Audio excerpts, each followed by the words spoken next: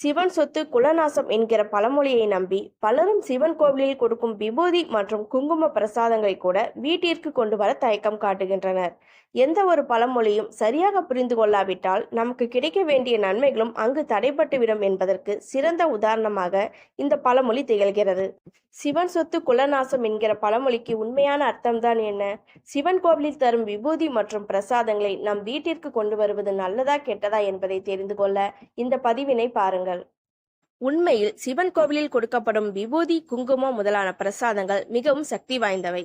இந்த பிரசாதங்களை வீட்டில் சேர்த்து வைத்துக் கொண்டே வந்தால் ஈசனுடைய அருள் மற்றும் பாதுகாப்பு உங்கள் வீட்டிற்கு அரணாக அமையும். இதனால் வீட்டில் இருக்கும் கெட்ட சக்திகள் தன் பலத்தை இழந்து வெளியேறிவிடும். பழமொழியின் உண்மை அர்த்தம் தெரியாத காரணத்தால் இந்த நன்மைகளை எல்லாம் நாம் இழந்து கொண்டே இருக்கிறோம் என்பதுதான் உண்மை. சிவன் கோவில் மட்டுமல்ல, எந்த ஒரு கோவிலில் இருந்தோம் நீங்கள் சொத்துக்களை அபகரிக்க நினைத்தால் உங்கள் குலமே நாசமடையும் என்பதுதான் இந்த பழமொழியின் உண்மையான அர்த்தம். சிவனுடைய சொத்து மட்டுமல்ல, எந்த கடவுளின் சொத்தாக இருந்தாலும் அதனை அடைய நினைப்பவர்களுக்கு வம்சம் நாசமடையும். சிவன் கோவில்களில் கொடுக்கப்படும் பிரசாதங்களை வீட்டிற்கு கொண்டு வருவதால் எந்த ஒரு ஆபத்தும் நேரப்போவதில்லை. மற்ற கோவில்களில் கொடுக்கப்படும் பிரசாதங்கள் போலவே சிவன் கோவிலில் கொடுக்கப்படும் பிரசாதங்களும் வீட்டிற்கு நன்மைகளை மட்டுமே வழங்கும்.